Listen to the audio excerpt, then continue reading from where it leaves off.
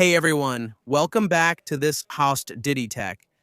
Today, since we're already at the end of September, it's time to do some maintenance on our vehicles before putting them away to rest until next season. Today we're going to clean up the Quest Freeride because it's a bit dirty, and besides, I'll probably need it again for the event in Genoa on October 20th. So let's get started. The first thing to do is definitely to clean it up, so let's go outside. I've been using these Svital products they sent me for a while now, and they work really well. If you need them, you'll find the Amazon link in the description so you can get them.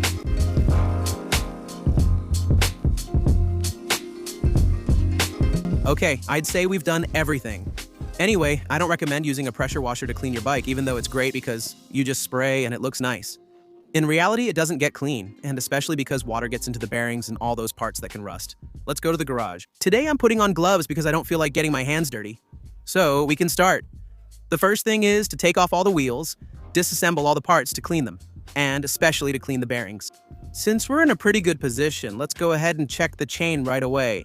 Even though I don't think this one is worn out, let's see if there's anything that needs to be replaced here. Here we're at about 50% wear, but honestly, I'm not going to change it because this chain isn't going to see many miles. It's fine like this. In fact, if we turn it to 1, it doesn't go down. If it drops into the 1%, it's time to change the chain.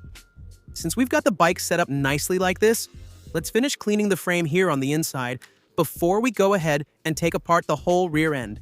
First of all, since I need to replace the shock absorber with this new formula mode, let's remove it. And then take apart the whole rear end so we can check all the bearings. We have our link disassembled here. There's still a part of the rear end to finish over there, but before we continue, let's clean these parts first so we can reassemble part of the rear end and make sure the brake and everything else don't fall off. And we can keep everything close to the bike, so cleaning first and then partial reassembly. Now I'll show you how we grease these bearings. We'll need a utility knife and you have to be very careful not to break the tip. We go inside the inner or outer lip and gently pry to remove the dust cover like this.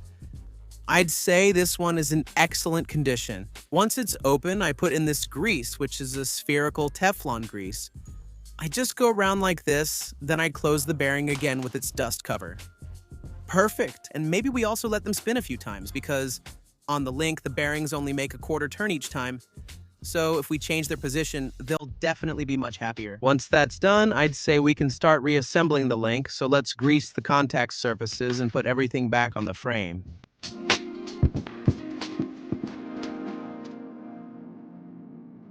Also pay attention to the screws that require thread locker.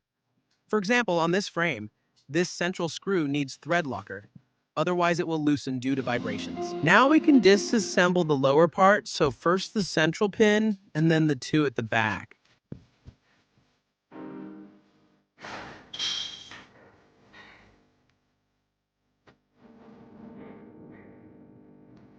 Okay, the reassembly phase of these parts, especially the rear triangle, is complicated to do alone. It's a bit difficult, but if you do it one piece at a time, you can manage. Since we're talking about bearings, let's also fix the ones in the bottom bracket. Let's open here to see what's inside. Nothing, there's another dust cover. It's time to reassemble the shock absorber, so let's grease its pins and put it back on the bike. This is really nice. After checking the bearings, we can reassemble our crank arm so we can get it off the table since it's taking up too much space here. Alright, keep in mind that each crank arm has its own fastening system. Lately, they all use this bolt, which also acts as an extractor. And at a certain point, it gets tight because the interface isn't perfectly straight, but slightly tapered, so it tightens up. You need to keep tightening until the bolt is completely locked. But don't force it any further, otherwise we'll break it. Another crucial part we need to check is the headset because it's very prone to getting water in, especially when we wash the bike.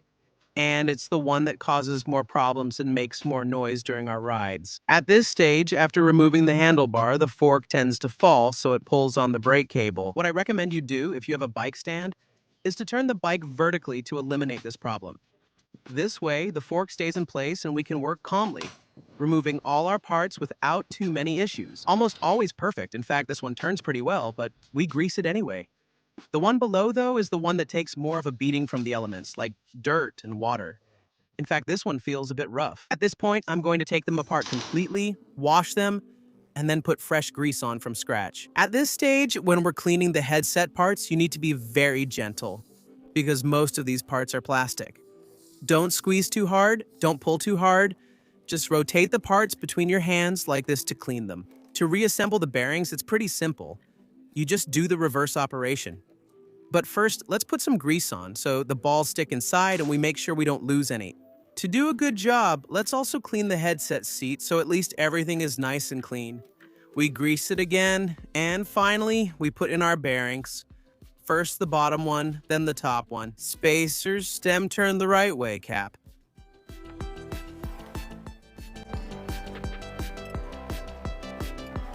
We can put our bike back upright.